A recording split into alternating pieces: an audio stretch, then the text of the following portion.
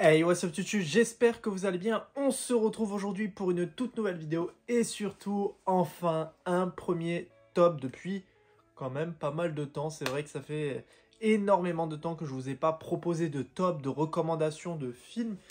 Et en fait, aujourd'hui, j'ai décidé de partir sur la catégorie des films qui m'ont un petit peu angoissé, traumatisé.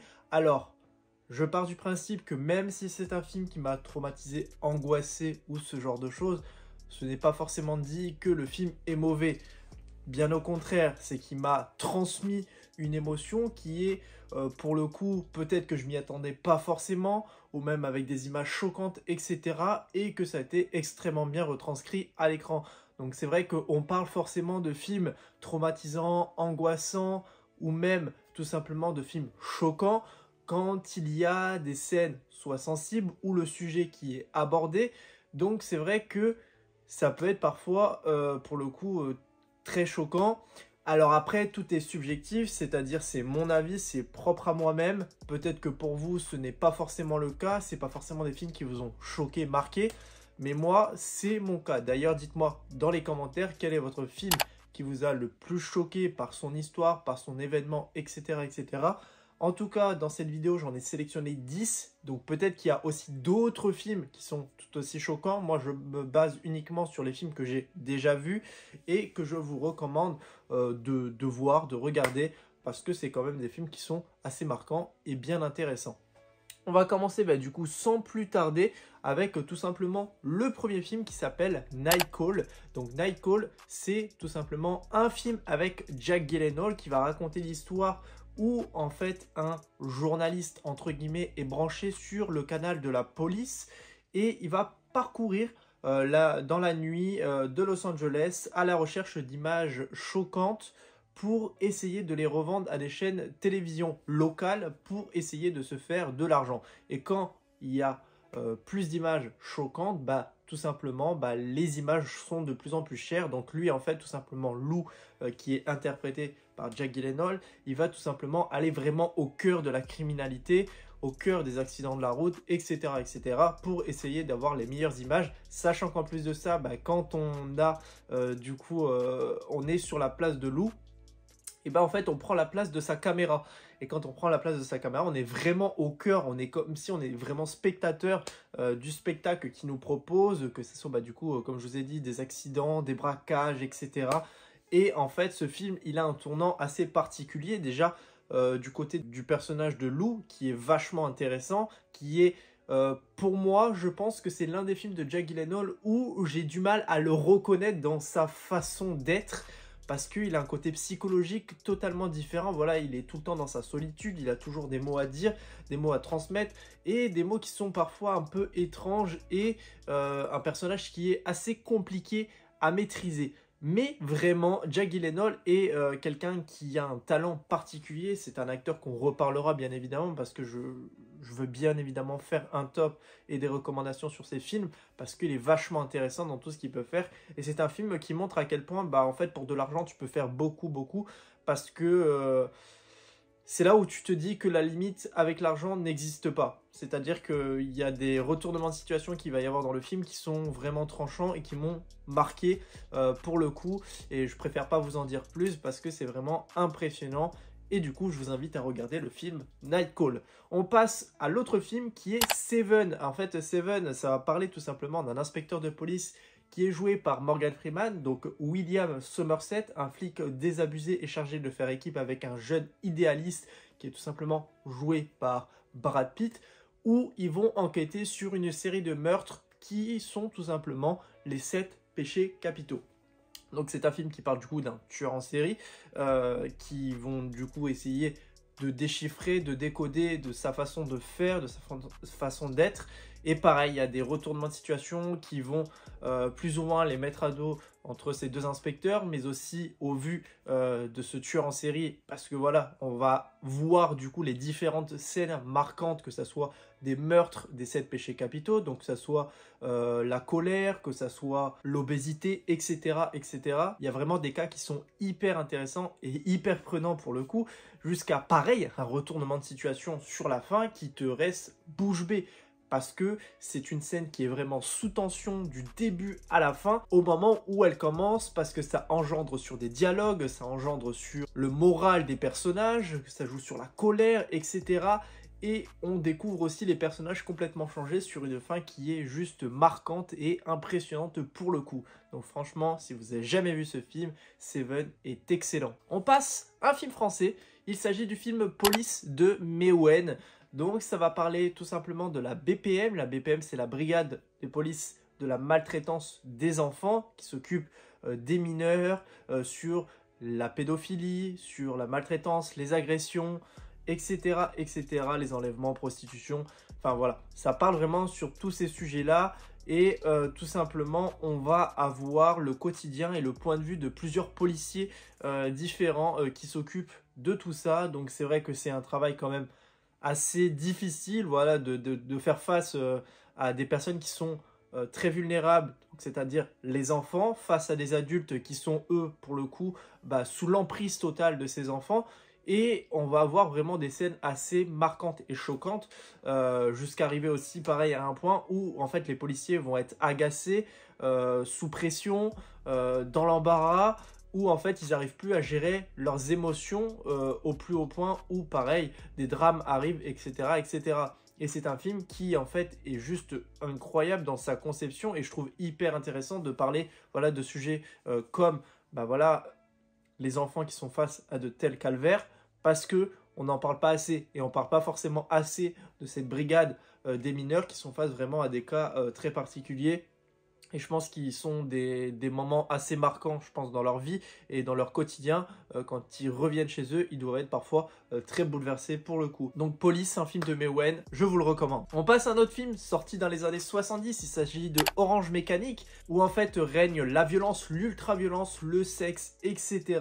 En fait, on va découvrir Alex, qui est un jeune chef d'une bande qui exerce le sadisme et une terreur aveugle sur des personnes, que ce soit sur des personnes comme des SDF, ils attaquent aussi des maisons, et en fait, eux, ils jouissent de ce qu'ils font subir aux gens, donc de les taper, de les agresser, de les violer, voilà, de toute cette malsénité, on va dire, d'horreur, en fait, tout simplement, parce que, voilà, il les attaque par plaisir, il kiffe faire ça, il adore, et en fait, il jouit de ça. Et en fait, au moment où il va se faire arrêter, il va tout simplement être employé dans une prison en tant que cobaye pour en fait juguler de ce qu'il fait en tant que criminel. Donc, il va être destiné à ça, à essayer d'avoir cette expérimentation où peut-être qu'ils vont pas forcément réussir à arrêter sa criminalité.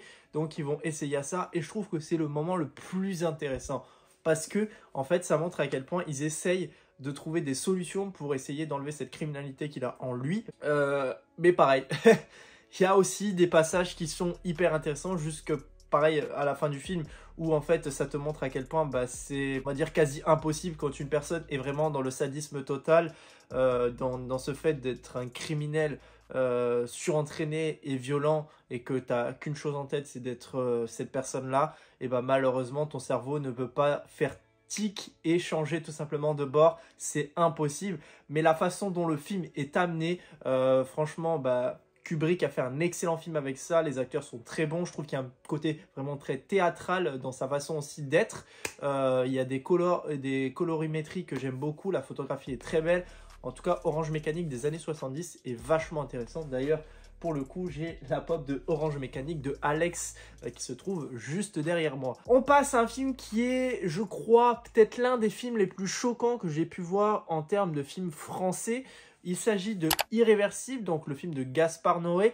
Alors, ça va raconter tout simplement l'histoire d'une femme qui s'est fait violer dans un tunnel à Paris. Alors, ce qui est marquant, c'est qu'en fait, tout simplement, cette scène est posée en tant que telle, c'est-à-dire que la caméra est là, elle est filmée en plan séquence, donc c'est-à-dire pendant plus de 10 à 15 minutes, nous avons une scène de viol qui est extrêmement violente et choquante. Je crois que c'est le film qui m'a le plus marqué. D'ailleurs, je l'avais vu avec ma copine n'a pas su résister à cette scène et est tout simplement partie à la pleurer. C'est vrai que c'est une scène qui est hyper marquante, parce que tout simplement, on est spectateur de la scène, donc une scène qui est pour le coup violente parce qu'on parle de viol tout simplement. où on est juste impuissant face à la scène et on est juste spectateur et on peut absolument rien faire. Et en fait, nous allons avoir du coup différents personnages, dont Alex, Marcus et Pierre, qui sont tout simplement des personnes et amis de la victime, dont aussi son compagnon qui est présent. Et pendant toute une soirée, ils vont essayer de retrouver la personne qui a violé sa femme. Et en fait, le film est ce qui est vachement intéressant. Donc c'est vrai, pour le coup, c'est horrible, mais j'aime beaucoup de la façon dont le film se compose. C'est-à-dire, c'est un film extrêmement circulaire, où en fait déjà on commence avec des plans qui sont tout simplement à l'envers, ça te retourne le cerveau, et en fait le film est monté aussi à l'envers. Donc en fait, on va partir de la fin du film, donc au moment où ils vont retrouver cette personne, jusqu'à arriver à la moitié du film où il y a le viol, et arriver au tout début du film où en fait les personnages sont encore dans le bien, sont encore dans l'amour passionnel, etc. Et c'est assez marquant en fait de se dire que le film est horrible, mais en fait, vu que le film est composé à l'envers, on retourne sur une fin, entre guillemets, qui est le début, sur un moment positif et aimant. C'est extrêmement bizarre sur le coup, mais voilà, cette conception de film un peu différent, j'ai trouvé que le film est vachement intéressant. D'ailleurs, ce film, je l'ai en Blu-ray, et voilà, j'aime vraiment ce cadre de film, cette ambiance de film, malgré le fait que c'est un film extrêmement choquant et marquant, et Gaspard Noé fait souvent ce genre de film. Et c'est vrai que c'est un film qui m'a beaucoup marqué pour cette scène de viol, et justement aussi au tout début du film avec le moment de l'extincteur quand il retrouve la personne et la tue. C'était vachement marquant. Un autre film, La Vague. La Vague, c'est un film aussi qui est extrêmement choquant et marquant, où on va voir un professeur de lycée qui est réputé pour ses méthodes atypiques, donc Rainier Wenger, qui se doit d'être confié en fait à de l'animation d'un atelier pédagogique sur les thèmes de l'autocratie. Donc l'autocratie, c'est tout simplement essayer de faire penser les gens d'une autre manière, en fait un peu en faire des marionnettes, dans le sens où tout simplement il va essayer de rentrer entre guillemets dans leur cerveau pour essayer de leur faire changer leurs idées, et que tout le monde soit pareil, égaux, et qu'ils ont tous les mêmes idées. Et c'est ce qu'il va faire pendant une semaine, jusqu'à pareil des répercussions sur la vie de certains élèves qui est juste marquante et choquante. Pareil jusqu'à la fin, qui a un point de non-retour. Voilà. Ça va être de la discipline et des moments choquants au niveau du scolaire, sur des méthodes qui ont été tout simplement employées en Allemagne, et surtout, on sait très bien, pendant la guerre, pendant le nazisme, c'était vraiment le cas. Et ça montre à quel point, en fait, quand tu as les bons mots, quand tu as la bonne pédagogie, quand tu as la bonne diplomatie, et en fait, tu peux tout simplement changer les personnes d'une façon ou d'une autre. Et c'est vraiment le cas dans ce film, et La Vague est marquant pour ces moments qui sont vachement impressionnants pour le coup, et la fin est retournante également. Un film que j'ai vu récemment et qui m'a vraiment choqué pour son côté gore, il s'agit de Terrifier 2.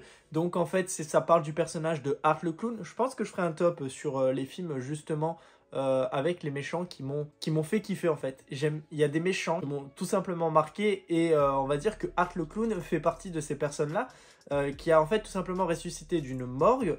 Il se balade tout le temps avec son sac rempli d'objets atroces, donc que ce soit des scies, que ce soit des ciseaux, que ce soit des marteaux, etc., etc., pour des expériences sadiques sur les personnes, donc en fait en les tuant, en les démembrant, etc.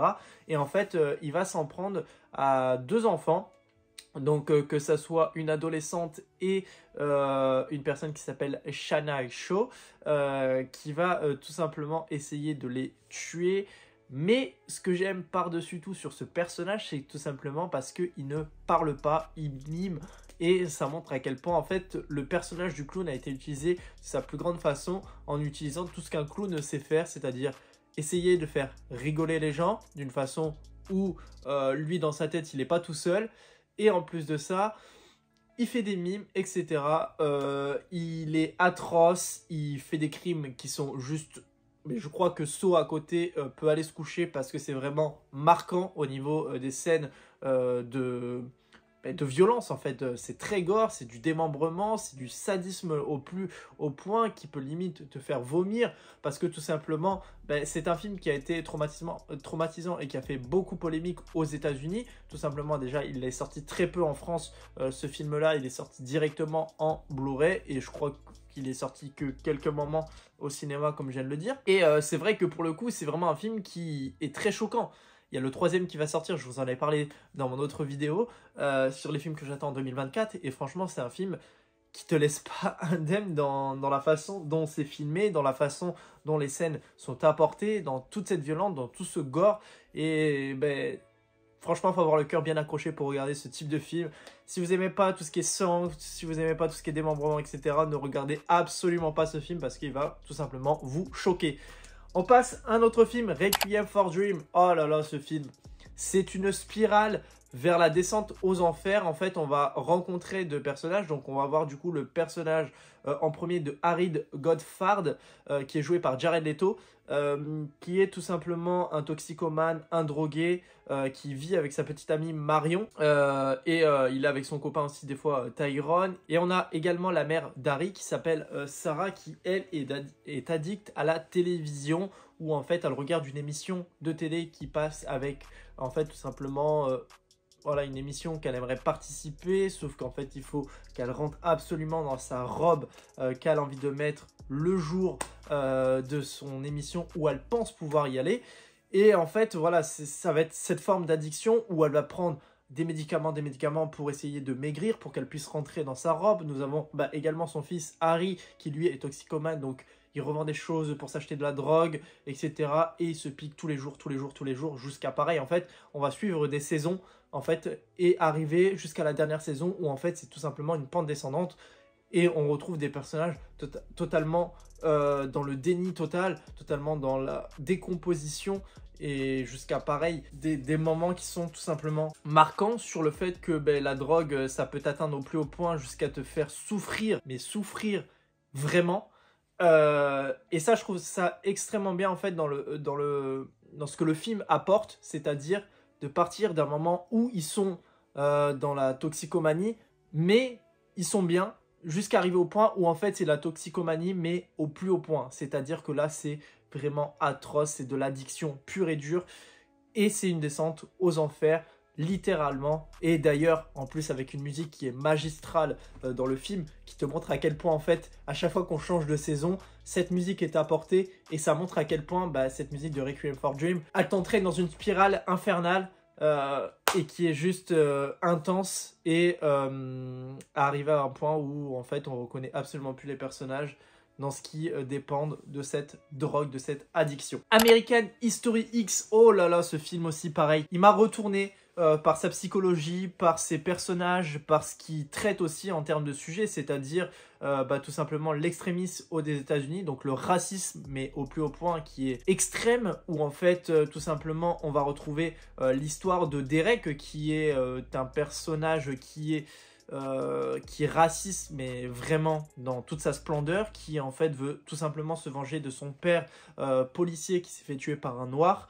Et en fait, il va rentrer dans ce mouvement très racial d'un groupe de militants d'extrême droite qui vont essayer de lui faire comprendre que ils sont tout simplement des races à part entière qui n'appartiennent à personne, que les Noirs n'ont rien à faire ici, que les États-Unis ne doivent pas comporter ce type de race, pour en fait essayer de lui faire changer psychologiquement en disant, en fait déjà il a ce premier bagage en disant mon père était tué par un noir, donc ça, on va dire ça le met de plus en plus dans le comportement de les noirs c'est mauvais, c'est pas bien, etc. Et ce qui va arriver au moment où il va commettre un double meurtre sur deux personnes, et en fait en arrivant en prison il va se rendre compte qu'en fait nous sommes tous égaux, nous sommes toutes des personnes normales, que en fait ça va le faire tout simplement changer au moment où il va arriver en prison, que non, en fait ça peut arriver à n'importe qui,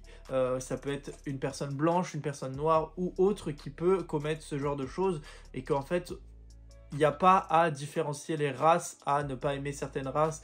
Et ça parle vraiment de l'extrême violence, racisme dans son plus haut point dans le film. et ça va entraîner aussi dans une spirale son frère Danny qui va lui aussi avoir cette part de haine envers lui parce qu'il est hyper influencé par ça. Mais voilà, il y a vraiment des plans et des images très choquantes du réalisateur qui sont extrêmement marquantes. Je parle notamment de la scène de violence de cette personne qui explose la tête contre le bitume, qui est marquante. Même la scène finale aussi, parce que voilà, ça montre à quel point en fait c'est une boucle tournante qui peut aussi se retourner contre toi avec tout ça. Et qui pareil, te blesse et te marque au plus haut point où en fait tu restes bouche bée sur la façon dont en fait le film prend une tournure complètement différente sur la fin. Et je trouve ça assez marquant et assez impressionnant dans ce que le film veut essayer de montrer, veut essayer de prouver sur le racisme qui est une part qui est encore présente malheureusement, où beaucoup de personnes sont toujours racistes. Et ça montre à quel point en fait on peut changer pour ça, parce que le racisme n'est pas tout simplement une maladie et on peut en guérir tout simplement. On part du dernier film qui est tout simplement l'un de mes films préférés. On va parler du film Parasite, qui va en fait parler de deux familles complètement distinctes, c'est-à-dire une famille riche et une famille extrêmement pauvre qui vit dans un espèce de taudis en Corée du Sud. Donc la famille Kai Taek et du coup ses proches qui vont tout simplement essayer de se faire employer en tant que tuteur rémunéré chez la famille Park, qui eux sont une famille riche, donc ils vont fabriquer des faux diplômes pour essayer de donner des cours particuliers à leurs filles. Et en fait, ils vont essayer tout simplement d'éliminer à chacun les personnes qui sont présentes dans la maison, parce qu'il y a des domestiques, etc., etc. Ils vont essayer de trouver des combines pour essayer de les faire partir petit à petit. Et c'est-à-dire que cette maison cache aussi un lourd secret que j'ai pas envie de vous raconter, parce que c'est quand même le fin mot même de cette histoire qui est juste marquante et qui est aussi impressionnante, parce que ça va engendrer aussi des incidents qui sont imparables dans le film. Et je trouve ce film tellement minimaliste dans sa construction. Ce réalisateur que j'aime beaucoup, qui avait d'ailleurs fait un film que j'avais beaucoup apprécié, je ne sais plus comment il s'appelle, avec aussi c'était un tueur en série, etc. Mais j'aime beaucoup ce réalisateur coréen. Qui est juste impressionnant dans tout ce qu'il dénonce, dans tout ce qu'il veut montrer. Il a un talent particulier, c'est l'un de mes meilleurs réalisateurs pour le coup sur les films de ce pays-là. Ils sont extrêmement bons, sont bien amenés, les personnages sont très bons, sont très caricaturaux et je trouve ça très très bien. Il y a vraiment un côté que j'adore sur le film qui se passe pratiquement dans un huis clos, parce que tout simplement on est dans une maison, mais dans cette maison avec les dialogues, l'ambiance, les retournements de situation, etc. C'est-à-dire qu'on ne s'ennuie absolument jamais dans le film, et c'est ce que j'aime. Franchement, ça déclarifie bien en fait les deux classes sociales de ce que le film veut essayer de dénoncer à travers cela. Et je trouve ce film juste impressionnant dans ce qu'il veut montrer et dans ce qu'il veut parler. Et j'adore. Franchement, j'adore. Donc voilà, en tout cas, pour tout ce qui était de mes 10 films qui m'ont absolument choqué.